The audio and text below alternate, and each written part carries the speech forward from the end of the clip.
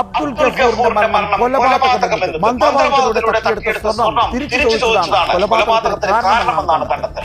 ജിന്നുമ്മ എന്ന യുവ മന്ത്രവാദിനിയും ഭർത്താവും ഉൾപ്പെടെ 4 പേരാണ് കൊള്ളക്കടത്തിയ കേസിൽ ഒരു വർഷത്തിനിപ്പുറം പോലീസിന്റെ പിടിയിൽ. അസ്സലാമു അലൈക്കും. പ്രിയമുള്ളവരെ, ഇത് ജിന്നുമ്മ തലക്കടിച്ചു കൊന്ന ഒരു മനുഷ്യൻ്റെ വിഷയം സംബന്ധിച്ചുകൊണ്ട് മുൻപ് ടി വിയിൽ വന്ന ഒരു ചാനലിൽ വന്ന ഒരു വിഷയം സംബന്ധിച്ചുള്ള കാര്യമാണ് നമ്മളിപ്പോൾ കേട്ടത്. ഇത് സംബന്ധമായിക്കൊണ്ട് വളരെ വ്യക്തമായിക്കൊണ്ട് തന്നെ അഫ്സൽ ഖാസിമി ഉസ്താദ് അദ്ദേഹം ഈ വിഷയമായിക്കൊണ്ട് ചില കാര്യങ്ങൾ പരമാർത്ഥങ്ങൾ പറയുന്നുണ്ട്. അത് നമുക്ക് മനസ്സിലാക്കാൻ കഴിയുന്ന അതേ രൂപത്തിൽ വളരെ വ്യക്തമായിക്കൊണ്ട് തനതായ സ്വതസിദ്ധമായ ശൈലിയിൽ അഫ്സൽ ഖാസിമി ഉസ്താദ് നമ്മെ അറിയിക്കുന്നു, പഠിപ്പിക്കുന്നു, മനസ്സിലാക്കി തരുന്നു. കാണുക, മനസ്സിലാക്കുക. അള്ളാഹു അനുഗ്രഹിക്കട്ടെ. അഫ്സൽ ഖാസിമി ഉസ്താദിന്റെ വീഡിയോയിലേക്ക്. സഹോദരിമാര് പ്രത്യേകിച്ച് കേൾക്കേണ്ട കാര്യമാണ് വിശ്വാസത്തിനെതിരായി നമ്മൾ ചിന്തിക്കണം. കുടുംബത്തിൽ ആരെങ്കിലും രോഗികളായി വീണുപോയി, അല്ലെങ്കിൽ കല്യാണം കഴിച്ചിട്ട് മക്കളില്ല, ഭർത്താവിന് നല്ല ജോലിയില്ല, ഗൾഫിൽ പോയ മകൻ പച്ച പിടിക്കുന്നില്ല, മുസ്ലിം ലോകത്തുനിന്ന് പടർന്നു പന്തലിച്ചു കൊണ്ടിരിക്കുകയാണ് വിശ്വാസത്തിന് നിരക്കാത്ത പ്രവർത്തനങ്ങൾ. എവിടെയെങ്കിലും ഒരാലയം സ്ഥാപിച്ചിട്ട് അവിടെ ഇസ്ലാമിന്റെ ലേബൽ ഒട്ടിച്ചിട്ട് പ്രശ്നങ്ങളും പ്രയാസങ്ങളുമായി കടന്നു വരുന്ന പാവപ്പെട്ട വിശ്വാസ സമൂഹത്തിന്റെ വിശ്വാസ ദൗർബല്യതയെ ചൂഷണം ചെയ്തുകൊണ്ട് ആരൊക്കെയോ ചില ആളുകൾ സമൂഹത്തെ പറ്റിക്കുവാനും സമുദായത്തെ പറ്റിക്കുവാനും എന്തൊക്കെയോ ചില വേഷം കെട്ടുകളുമായിരിക്കുമ്പോൾ പ്രശ്നപരിഹാരത്തിന് വേണ്ടി ആത്മീയ ചൂഷകന്മാരുടെ അടുക്കലേക്ക് ചെന്നിട്ട് വിശ്വാസം പണയം വെക്കുന്ന ഒരവസ്ഥ വന്നാൽ അമലുകൾ സ്വീകരിക്കില്ല. ഇത് വെറുതെ പറയുന്നതല്ല, വല്ലാത്ത വേദനയോടുകൂടിയാണ് പറയുന്നത്. മഹാനായ ഇബ്രാഹിം നബി അലൈഹിസ്സലാത്തു വസ്സലാമിന്റെ ചരിത്രം നമ്മുടെ ഹൃദയങ്ങളിലുണ്ട്. നമ്രൂദ് എന്ന ലോകം കണ്ട ഒരു വലിയ ആത്മീയ ചൂഷകനുണ്ടായിരുന്നു. ലോകം കണ്ട വലിയ ആൾദൈവങ്ങളിൽ ഒരാളായിരുന്നു നമ്രൂദ്. തന്റെ മുന്നിൽ സുജൂദ് ചെയ്യാനും തന്നെ ആരാധിക്കുവാനും പ്രശ്നപരിഹാരങ്ങൾക്ക് തന്റെ മുന്നിൽ വരാനും പറഞ്ഞ് നമ്രൂദ് എന്ന ആത്മീയ ചൂഷകൻ കാലഘട്ടത്തിലെ പൊതുജനങ്ങളെ ആത്മീയ ചൂഷണം നടത്തിക്കൊണ്ടിരിക്കുമ്പോൾ ആൾദൈവങ്ങളുടെ കാലമാണിത്. രാജ്യത്തിന്റെ നിയമവ്യവസ്ഥകളെ പോലും വെല്ലുവിളിച്ചുകൊണ്ട് വിദേശ നിർമ്മിത കോടാനുകോടി വില വരുന്നതായ ആഡംബര കാറുകളിൽ നമ്പർ പ്ലേറ്റുമില്ലാതെ രാജ്യത്തിന്റെ വിരുമാറിലൂടെ സഞ്ചരിച്ചു കൊണ്ടിരിക്കുന്ന ആൾദൈവങ്ങളുടെ കാലഘട്ടമാണ്. ആൾദൈവങ്ങൾക്ക് വേണ്ടി കൊല്ലുവാനും അവർക്ക് വേണ്ടി ചാകുവാനും അവർക്ക് വേണ്ടി കലാപം നടത്താനും തുനിയുന്നതായ വിവരം കെട്ട അന്തം കമ്മികളായ അനുയായികളുടെ കാലഘട്ടമാണ്. മയക്കുമരുന്നിന്റെ മറവിലൂടെ ആത്മീയത കച്ചവടം ചെയ്യുന്നതായ ആൾദൈവങ്ങളുടെ കാലഘട്ടത്തിൽ ഞാനും നിങ്ങളും തിരിച്ചറിയുക, നമ്രൂദ് എന്ന ആൾദൈവത്തിന്റെ കൊട്ടാരത്തിനുള്ളിലേക്ക് കടന്നു ചെന്ന് അള്ളാഹുവിനെ പരിചയപ്പെടുത്തിയ നമ്രൂദിന്റെ ആത്മീയ ചൂഷണത്തിനെതിരെ ചെയ്തതായ മഹാനായ ഇബ്രാഹിം നബി അലൈഹിസ്സലാത്തു വസ്സലാം വത്തബിഉ മില്ലത ഇബ്രാഹിം ഹനീഫ, ആൾദൈവങ്ങളുടെ ആത്മീയ ചൂഷണത്തെ എതിർത്ത ഇബ്രാഹിം നബിയുടെ മാർഗം നിങ്ങൾ പിൻപറ്റണമെന്ന് എന്നോടും നിങ്ങളോടും വിശുദ്ധ ഖുർആൻ പറഞ്ഞെങ്കിൽ മുസ്ലിം സമൂഹം എവിടെയെത്തി? ഇസ്ലാമിക സംസ്കാരത്തിന്റെ പാരമ്പര്യം അവകാശപ്പെടാനുള്ള മാപ്പിള വീര്യം ഉറങ്ങിക്കിടക്കുന്ന മലബാറിന്റെ മണ്ണിൽ, മലപ്പുറത്തിന്റെ മണ്ണിൽ ഭർത്താവ് മരണപ്പെട്ടു പോയപ്പോൾ ഏതോ ഒരു മുയിലിയാര്, പണ്ഡിത വേഷം ധരിച്ച സുഖമില്ലാത്ത മുയിലിയാര് പറഞ്ഞിരിക്കുന്നു, കുഴപ്പമില്ല, ഞാൻ ജീവൻ തിരിച്ചിട്ട് തരാമെന്ന്. മുസ്ലിം സമൂഹത്തിലാണിത്. ഇസ്ലാമിക സംസ്കാരത്തിന്റെ ഈറ്റില്ലവും പോറ്റില്ലവുമായ മലപ്പുറം ജില്ലയിലാണ്. ഒന്നും രണ്ടും ദിവസമല്ല, 3 മാസം ആ ജനാസയും കൊണ്ട് ആ കുടുംബം കാത്തിരിക്കുകയാ. ആ ജനാസയും കൊണ്ട് പുഴുവെടുത്ത് ചീഞ്ഞളിഞ്ഞ് ദുർഗന്ധം പുറത്തേക്ക് വരുന്ന അവസ്ഥയുണ്ടായിട്ട് പോലും തിരിച്ചറിവില്ലാതെ മരിച്ചുപോയ മനുഷ്യനെ ജീവിപ്പിക്കാമെന്നും പറഞ്ഞു വെച്ചുകൊണ്ടിരിക്കുക. ഇവിടെയൊക്കെ പെണ്ണുങ്ങളാണ് വീണുപോകുന്നത്. ഈ ആത്മീയ ചൂഷകന്മാരുടെ കയ്യിൽ സ്ത്രീജനങ്ങളാണ് വീണുപോകുന്നത്. മഹാനായ അഷ്റഫുൽ ഖൽഖ് മുത്തലി മുഹമ്മദ് മുസ്തഫ സല്ലല്ലാഹു അലൈഹി വസല്ലമ തങ്ങൾ പരിചയപ്പെടുത്തുകയാണ്, ഹബീബായ മുത്തു റസൂൽ പഠിപ്പിക്കുകയാണ്. സഹോദരങ്ങളെ, സഹോദരിമാരെ ശ്രദ്ധിച്ചു കേൾക്കുക. റസൂലുള്ള പറയുകയാണ്, من أتى عرافا فسأله عن شيء لم تقبل له صلاة 40 ليلة أو كما قال عليه الصلاة والسلام. ആരെങ്കിലും ജ്യോത്സ്യന്മാരുടെ അടുക്കലേക്ക് പോയാൽ, ആരെങ്കിലും പൂജാരിമാരുടെ അടുക്കലേക്ക് പോയാൽ, അത് കാഷായ വേഷം ധരിച്ചവരായാലും അത് വെള്ള വേഷം ധരിച്ചവരായാലും അത് പച്ചപ്പട്ട് വിരിച്ചിരിക്കുന്നവരായാലും, ഇങ്ങനെയുള്ള പൂജാരിമാരുടെ അടുക്കലേക്ക്, ഇങ്ങനെയുള്ള കള്ള പുരോഹിതന്മാരുടെ അടുക്കലേക്ക് ആരെങ്കിലും കടന്നു ചെന്നാൽ ഫസഅലഹു അൻ ശൈ, എന്നിട്ട് ജീവിതത്തിന്റെ പ്രയാസങ്ങളുടെ ഭാണ്ഡക്കെട്ട് അവരുടെ മുന്നിൽ തുറന്ന് ഇതിനൊരു പരിഹാരം അവരിൽ നിന്ന് നിങ്ങൾ ചോദിച്ചു കഴിഞ്ഞാൽ അല്ലാഹുവിന്റെ റസൂൽ പറയുകയാ ലം തുഖബൽ ലഹു സ്വലാത്തുൻ 40 ലൈല, അവരുടെ 40 ദിവസത്തെ നിസ്കാരം അല്ലാഹു സ്വീകരിക്കുന്നതല്ല. അവരുടെ നിസ്കാരം അല്ലാഹുവിന് വേണ്ടതന്നെ, അവരുടെ നിസ്കാരം അല്ലാഹുവിന് വേണ്ടതന്നെ. ഇങ്ങനെയുള്ള പുരോഹിതന്മാരുടെ അടുക്കലേക്ക് ചെന്ന് തീയതി കുറിക്കാൻ പോകുന്ന മുസ്ലിമേ, പ്രശ്ന പരിഹാരത്തിന് പോകുന്ന മുസ്ലിമേ, ആരെങ്കിലും അങ്ങനെ പോയി കഴിഞ്ഞാൽ ഹബീബായ മുത്ത് പറയുകയാ ഫഖദ് കഫറ ബിമാ ഉൻസില അലാ മുഹമ്മദ് സ്വല്ലല്ലാഹു അലൈഹി വസല്ലം.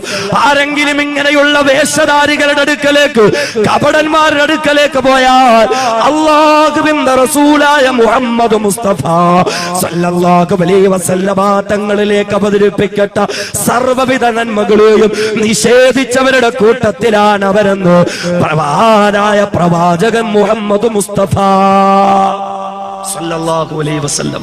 കപടന്മാരുടെ ഇസ്ലാമിക് ജ്യോതിഷം ഇസ്ലാമിലില്ല. അവരെന്താ ഒപ്പിച്ചേ? ഇസ്ലാമിക് ജ്യോതിഷം, അറബിക് ജ്യോതിഷം. അല്ലേ? കള്ള് ഹറാമാ, ഹലാൽ ബിയർ ആണെങ്കിലോ ഹലാല് കള്ളിറങ്ങുമല്ലേ?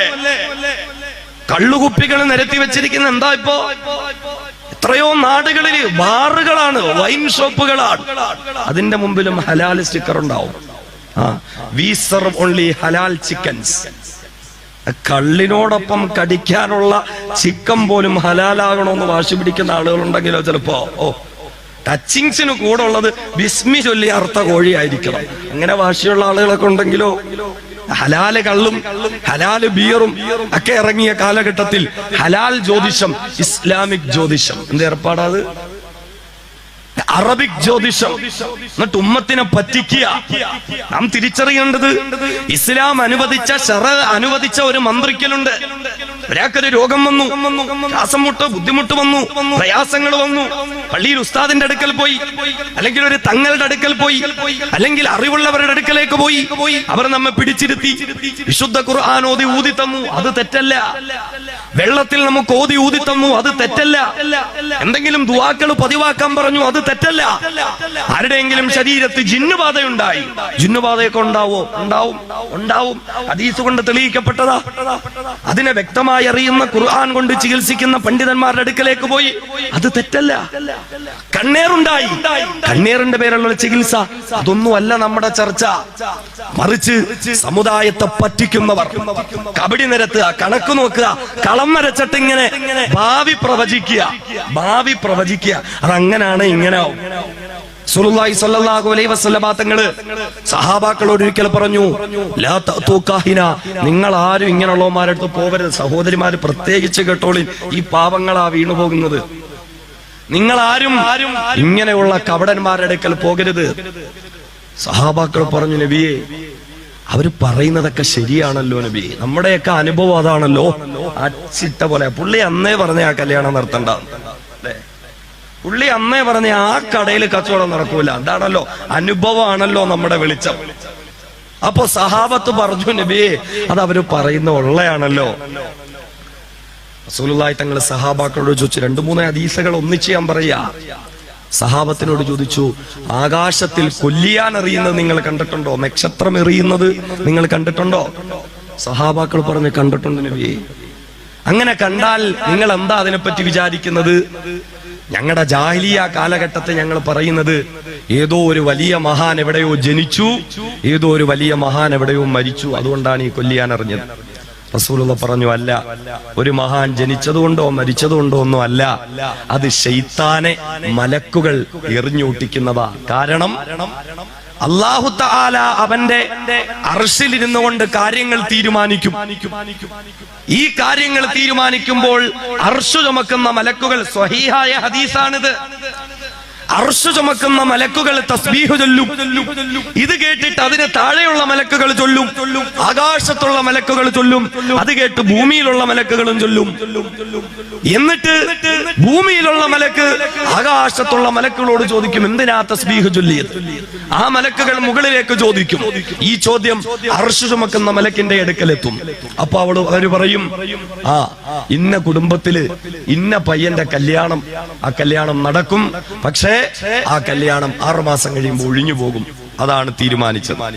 ഇത് താഴെയുള്ള മലക്കിനോട് പറയും, ഇത് അടുത്ത മലക്കിനോട് പറയും. ഇങ്ങനെ മലക്കുകൾ വഴി ഇത് ചർച്ച ചെയ്യുമ്പോൾ മറ്റേ പുള്ളിക്കാരനുണ്ടല്ലോ ഇബിലീസ്, അയാൾ അവിടെ പോയി നിന്ന് ഇതിങ്ങനെ കേൾക്കും. മാരെന്താടാ ഈ ചർച്ച ചെയ്യുന്നത്? ഓ, ആ കല്യാണം അതങ്ങനാണല്ലേ. മലക്കുകൾ ഇബിലീസിനെ ഓടിക്കും, എറിഞ്ഞോടിക്കും. റസൂലുള്ള പറയുന്നു, ആ ഇബിലീസ് നേരെ ഈ ഉസ്താദിന്റെ അടുക്കൽ, വെറുതെ ഈ കബഡി നിരത്തി ഇരിക്കുന്ന സാധനങ്ങളുടെ അടുക്കൽ വരും. എന്നിട്ട് പറഞ്ഞു കൊടുക്കും, മറ്റേ കുടുംബത്തിൽ ആ പയ്യന്റെ കല്യാണം ഏതാണ്, അതെങ്ങനെയാ പ്രശ്നം?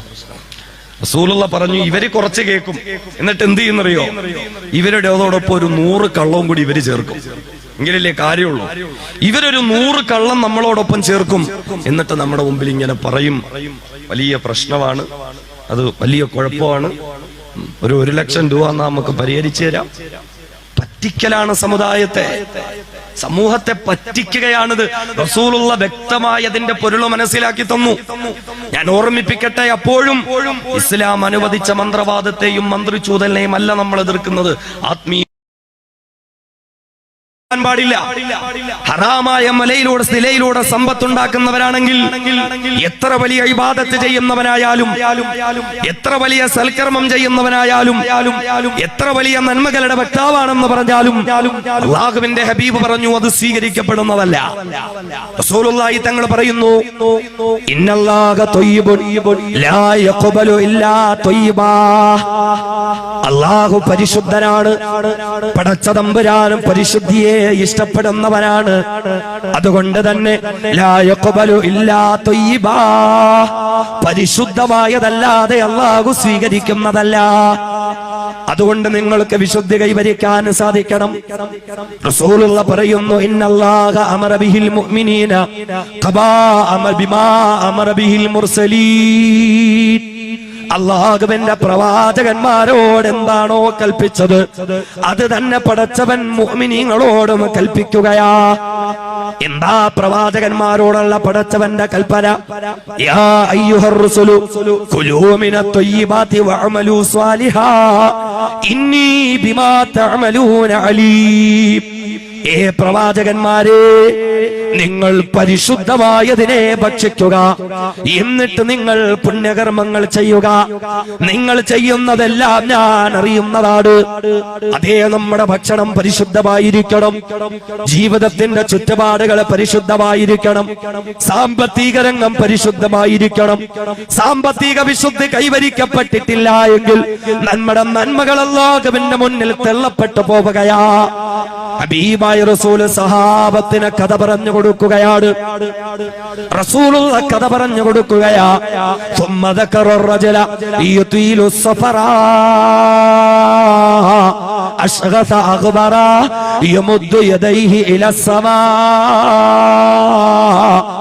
ഹബീബായ മുത്ത സഹാബത്തിന് പറഞ്ഞു കൊടുക്കുന്നു, സഹാബ ثم ذكر الرجل, അല്ലാഹുവിന്റെ റസൂൽ ഒരു മനുഷ്യനെ പറ്റി സഹാബത്തിന് പറഞ്ഞു കൊടുക്കുകയാ. വലിയ അബിദായ മനുഷ്യരാണ്.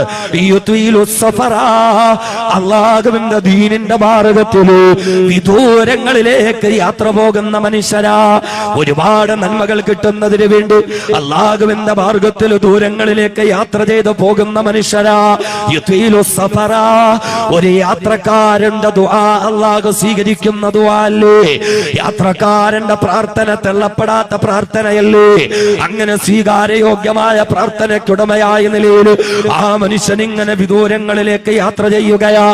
മാത്രമല്ല ഹബീബായ മുത്ത് റസൂൽ ആ യാത്രക്കാരന്റെ അവസ്ഥകളെയും പരിചയപ്പെടുത്തുന്നു. അശ്ഗസ അഗ്ബറ, യാത്രയുടെ കാഠിന്യത്തിന്റെ മേൽ അയാളുടെ മുടിയെല്ലാം പൊടി പിടിച്ചിരിക്കുകയാണ്. യാത്രയുടെ കാഠിന്യത്തിന്റെ മേൽ വസ്ത്രമെല്ലാം അഴുക്ക് പുരണ്ടിരിക്കുകയാണ്. അത്രത്തോളം വിദൂരങ്ങളിലേക്ക് യാത്ര ചെയ്യുന്ന, കഷ്ടപ്പെട്ട് യാത്ര ചെയ്യുന്ന, ബുദ്ധിമുട്ട് യാത്ര ചെയ്യുന്ന, ബുദ്ധിമുട്ടുകളുടെ പേരിൽ പ്രാർത്ഥനകൾ സ്വീകാര്യയോഗ്യമാകുന്ന, കഷ്ടപ്പാടുകളുടെ പേരിൽ പ്രാർത്ഥനകൾ സ്വീകാര്യമാകുന്ന, യാത്രികനായതിന്റെ പേരിൽ പ്രാർത്ഥനകൾ സ്വീകാര്യമാകുന്ന ഒരവസ്ഥയിൽ ജീവിച്ചു കൊണ്ടിരിക്കുന്ന ഒരു മനുഷ്യരാ റസൂലുള്ള പറയുന്ന. മാത്രമല്ല ആ മനുഷ്യൻ എത്രയോ നല്ലവനാണ്. യമുദ്ദു യദൈഹി ഇലസ്സമാ, തന്റെ രണ്ട് കൈകളും ആകാശത്തിലേക്ക് ഉയർത്തിപ്പിടിച്ചു ആ മനുഷ്യൻ ഇങ്ങനെ വിളിക്കുകയാണ്, യാ റബ്ബ് യാ റബ്ബ് യാ റബ്ബ്, പടച്ചവനേ അല്ലാഹുവേ എന്ന് പറഞ്ഞുകൊണ്ട് തന്റെ രണ്ട് കൈകളും അല്ലാഹുവിന്റെ ദർബാറിലേക്ക് ഉയർത്തി ദുആ ചെയ്യുന്ന മനുഷ്യരാ. അത്രത്തോളം കഷ്ടപ്പെട്ട് ബുദ്ധിമുട്ട് യാത്ര ചെയ്യുമ്പോഴും അല്ലാഹുവിനോട് ദുആ ചെയ്തുകൊണ്ടിരിക്കുന്ന മനുഷ്യൻ, തന്റെ പ്രശ്നങ്ങളെ വിളിച്ചു പറയുന്ന മനുഷ്യൻ. പക്ഷേ റസൂലുള്ള പഠിപ്പിക്കുകയാ, മത്അമുഹു ഹറാം വമശ്റബുഹു ഹറാം വമൽബസുഹു ഹറാം ഫഗുദിയ ബിൽ ഹറാം ഫഅന്നാ യുസ്തജാബു ലഹു. പക്ഷേ എന്ത് ചെയ്യാനാണ്? ഇത്രത്തോളം യാത്ര നടത്തുന്ന മനുഷ്യൻ, സ്വീകാര്യയോഗ്യമായ പ്രാർത്ഥനകൾക്ക് ഉടമയാകേണ്ടുന്ന മനുഷ്യൻ, അല്ലാഹുവിനെ വിളിച്ചുകൊണ്ടിരിക്കുന്ന മനുഷ്യരാണ്. പക്ഷേ റസൂലുള്ള പറയുന്നു, മശ്റബുഹു ഹറാം, അതേ മത്അമുഹു ഹറാം, അവൻ കഴിക്കുന്ന ഭക്ഷണം ഹറാമാ. വമശ്റബുഹു ഹറാം, അവൻ കുടിക്കുന്ന പാനീയം ഹറാമാ. വമൽബസുഹു ഹറാം, അവൻ ധരിച്ചിരിക്കുന്ന വസ്ത്രം ഹറാമാ. വഗുദിയ ബിൽ ഹറാം, അവൻ ഹറാമിലൂടെ വളർന്നു വന്നവനാ. ഫഅന്നാ യുസ്തജാബു ലഹു, പിന്നെ എങ്ങനെ അവന്റെ ദുആ സ്വീകരിക്കാനാ? ഹറാമിന്റെ വസ്ത്രം ധരിച്ചവരുടെ പ്രാർത്ഥനകള്, ഹറാമിന്റെ ഭക്ഷണം കഴിച്ചവരുടെ പ്രാർത്ഥനകള്, ഹറാമിന്റെ പാനീയം കുടിച്ചവരുടെ പ്രാർത്ഥനകള്, പലിശയിൽ ബന്ധപ്പെടുന്നവർ, ലോട്ടറിയിൽ ബന്ധപ്പെടുന്നവർ, ഹറാമിലേക്ക് ബന്ധപ്പെടുന്നവർ, അവരുടെയൊക്കെ പ്രാർത്ഥനകളും സൽക്കർമ്മങ്ങളും അല്ലാഹു റബ്ബുൽ ഇസ്സത്ത് സ്വീകരിക്കുന്നതല്ല. അശ്റഫുൽ ഖൽഖായ പ്രവാചകൻ നബി മുഹമ്മദ് മുസ്തഫ സല്ലല്ലാഹു അലൈഹി വസല്ലം ചിന്തിച്ചോളും, തീരുമാനമെടുത്തോളിൻ. ഹറാമുമായി ബന്ധപ്പെടുന്നവർ, സാമ്പത്തിക വിശുദ്ധിയില്ല, പലിശ ഹറാമാണെന്ന് ഏതു കുഞ്ഞിനും അറിയാം. പലിശ ഹറാമാണ്, എല്ലാവർക്കും അറിയാം. പക്ഷേ ഉൾക്കൊള്ളാൻ പറ്റുന്നില്ല അല്ലേ? പള്ളിയിൽ വരുന്ന ഉസ്താദന്മാരോട് പ്രത്യേകിച്ച് പറയാറുണ്ട്, സാധേ പലിശക്കാരെ പറ്റി ഇവിടെ ഒന്നും പറഞ്ഞേക്കരുത് കേട്ടോ. കാരണം പള്ളി ഭരണസമിതിയിലും ഉണ്ടാവും 3-4 അപ്പൊ അങ്ങനെ ഇല്ലല്ലോ. മുസ്ലിം ഉമ്മത്തിന് അങ്ങനൊന്നും ഇല്ലല്ലോ. ഇസ്ലാം പള്ളി പരിപാലിക്കേണ്ടത് ആരെന്ന് പറഞ്ഞു ഖുർആൻ ഒരു നിബന്ധന വെച്ചു. അതൊന്നും നമുക്ക് നോട്ടമില്ല. ഇവിടെ ഇങ്ങനെ കുലമഹിമയും കുടുംബമഹിമയും സാമ്പത്തിക മഹിമയൊക്കെ നോക്കിയെടുക്കുക. അക്കൂട്ടത്തിൽ പലിശക്കാരും കയറുന്നുണ്ടാവും. പള്ളിക്ക് ഗേറ്റിട്ട് തന്നത് പലിശക്കാരനാ, പ്രശ്നമില്ല. മാറ്റിട്ട് തന്നത് പലിശക്കാരനാ, പ്രശ്നമില്ല. മൈക്ക് വാങ്ങി തന്നത് പലിശക്കാരനാ, പ്രശ്നമില്ല. അവിടം വരെ എത്തി. പലിശക്കെതിരിൽ തങ്ങൾക്ക് പടച്ച തമ്പുരാൻ കൊടുത്തിരിക്കുന്ന ഉത്തരവാദിത്ത നിർവഹണത്തിന്റെ ഭാഗമായി മഹല്ലകൾക്ക് ഉദ്ബോധനം എന്നത് മിസ്ല അയ്യൻകിഹ ഉമ്മഹു, സ്വന്തം ഉമ്മയെ വ്യഭിചരിക്കുന്നത് പോലെയാ. ഈ ഹദീസ് ഒന്ന് മിമ്പറിൽ നിന്ന് പറഞ്ഞാലോ, ഓ ഞങ്ങളുടെയൊക്കെ അങ്ങനെയാക്കിയോ? ഉമ്മമാരെ വ്യഭിചരിക്കുന്നവരാക്കി മാറ്റുമോ? ഇത് ഹദീസാണ്. റസൂലുള്ളാഹി പറഞ്ഞ എന്താ? ഒരു മനുഷ്യന്റെ സമ്പത്തിൽ ഒരു രൂപ പലിശയിലൂടെ അയാളുടെ സമ്പത്തിൽ കിടന്നാൽ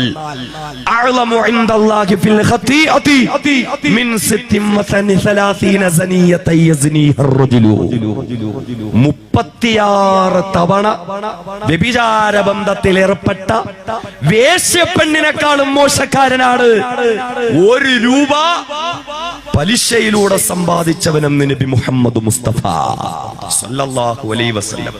ഈ ഹദീസൊക്കെ ഇങ്ങനെ പള്ളിയിൽ പറഞ്ഞാൽ, മിഹ്റാബിൽ പറഞ്ഞാൽ, ഇമാം ഇങ്ങനെ ഖുത്ബയുടെ ഇടയിൽ പറഞ്ഞാൽ പ്രമാണിമാർക്ക് ഹാലളക്കം സംഭവിക്കും.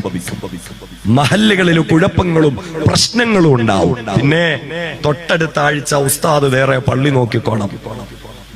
കാണുന്നല്ലേ അല്ലേ? പള്ളിയിലെ ഉസ്താദിനെ പിരിച്ചുവിടാൻ കഴിഞ്ഞേക്കും, ഉസ്താദിനോട് യുദ്ധം നടത്താൻ കഴിഞ്ഞേക്കും. ഞങ്ങളുടെ ശമ്പളം വാങ്ങി ഞങ്ങളുടെ ചോറ് വാങ്ങി തിന്നിട്ട് ഞങ്ങൾക്കെതിരെ പറയുന്നു എന്നും ചിലപ്പോ ചോദിച്ചേക്കും. പക്ഷേ അള്ളാഹുവിന്റെ ശക്തമായ താക്കീതാണ്, പലിശക്കാരെ, ഈ പലിശ ഹറാമാണ്, പലിശ തെറ്റാണ്. അതുകൊണ്ട് പലിശ നിങ്ങൾ നിർത്തണം. ഫഇല്ലം തഫഅലു ഫഅദനു ബിഅർബിൻ മിനല്ലാഹി വറസൂലിഹി. ഇത് നിർത്താൻ നിങ്ങൾ തയ്യാറല്ല എങ്കിൽ പള്ളിയിൽ ഉസ്താദിനോടല്ല നിങ്ങൾ യുദ്ധം ചെയ്യേണ്ടത്, അള്ളാഹുവിനോടും റസൂലിനോടും യുദ്ധം ചെയ്യാൻ തയ്യാറായി കൊള്ളുക. പടച്ചവൻ പറയുകയാ, അള്ളാഹുവിന്റെയും റസൂലിന്റെയും ശത്രുക്കളാണ് പലിശയുമായി ബന്ധപ്പെടുന്നവരെന്ന് വിശുദ്ധ ഖുർആൻ. ഈ പലിശയുമായി ബന്ധപ്പെടുന്നവർ അവരുടെ ദുആ സ്വീകരിക്കില്ല. അവരെ നിസ്കരിച്ചിട്ട് കാര്യമില്ല, നോമ്പ് പിടിച്ചിട്ട് കാര്യമില്ല. നമ്മളിങ്ങനെ പാവങ്ങളെ കെട്ടിക്കാൻ വേണ്ടിയിട്ട് ലക്ഷക്കണക്കിന് രൂപ വാങ്ങുന്നു, അതിനുവേണ്ടി ബക്കറ്റ് പിരിവ് നടത്തുന്നു. ഏതെങ്കിലും ഒരു സമൂഹത്തിൽ അങ്ങനെ ബക്കറ്റ് പിരിവ് നടത്തുമ്പോ 1 രൂപ ഒരു പലിശക്കാരനതി കൊണ്ടിട്ടാ മതി, എല്ലാം ബാത്തിലായി പോകും. അത്ര അപകടമാണത്. ഞാൻ പറയുന്നത് കടുത്തു എന്ന് നിങ്ങൾക്ക് തോന്നിപ്പോകരുത്. അത്രയും കടുത്ത അപകടമാണത്, അത്രയും വലിയ പ്രശ്നമാണത്. സമൂഹത്തിനൊന്ന് വിഷയമല്ല. അതുപോലെ ലോട്ടറിയുമായി ബന്ധപ്പെടുന്നവർ, ലോട്ടറി ടിക്കറ്റ് എടുക്കൽ ഒരു പ്രശ്നമാണോ?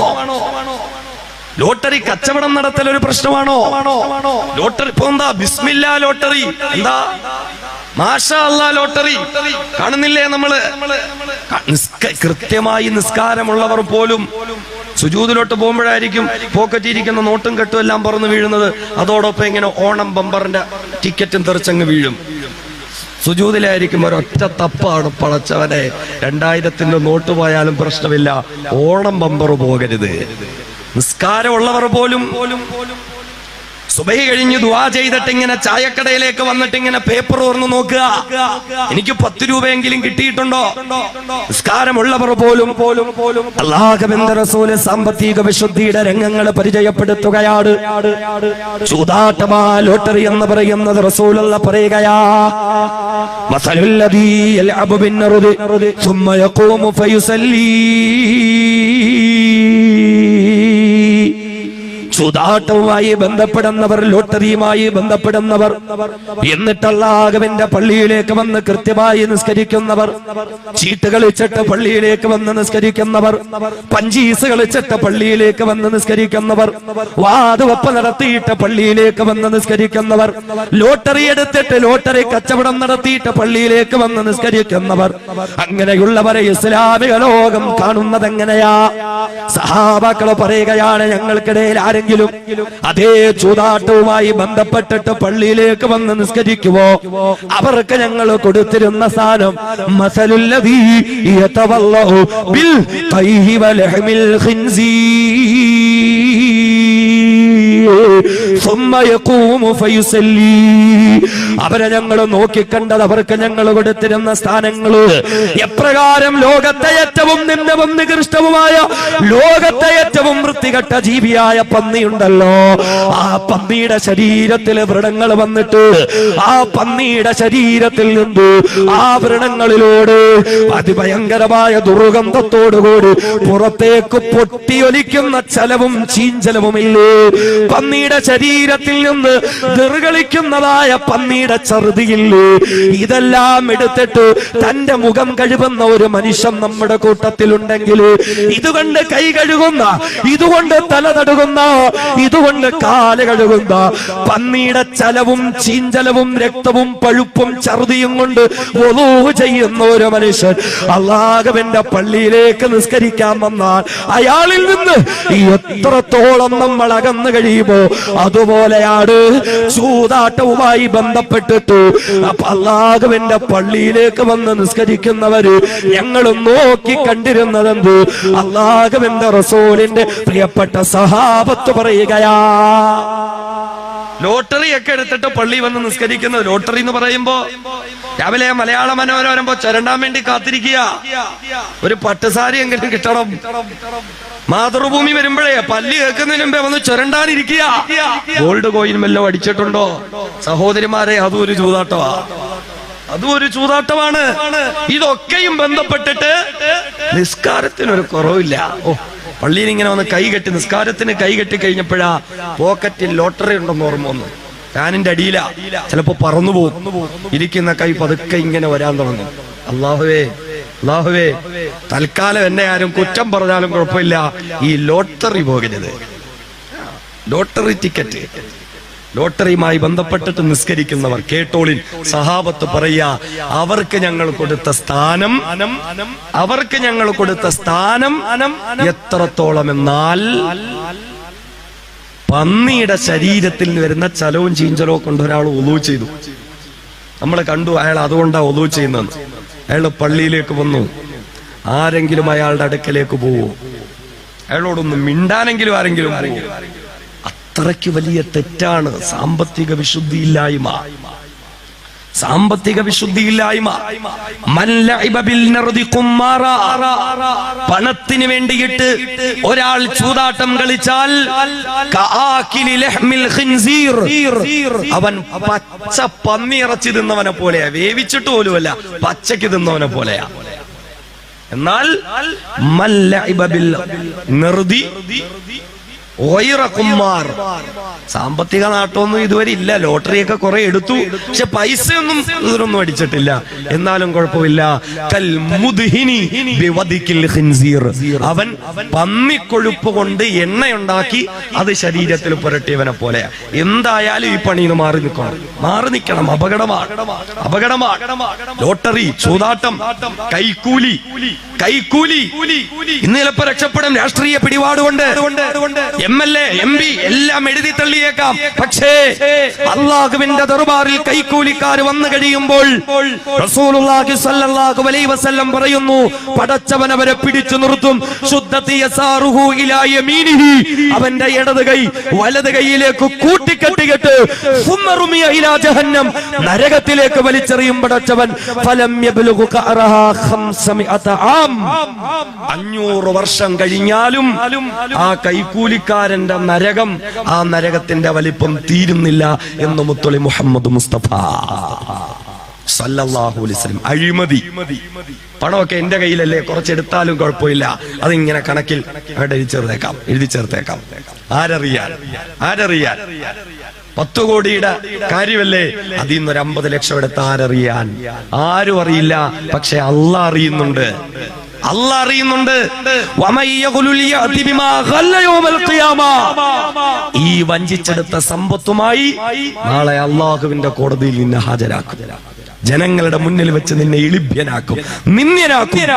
അതോടൊപ്പം നരകത്തിലേക്ക് വലിച്ചെറിയുമെന്ന് മുത്തളി മുഹമ്മദ് മുസ്തഫ സല്ലല്ലാഹു അലൈഹി വസല്ലമ തങ്ങൾ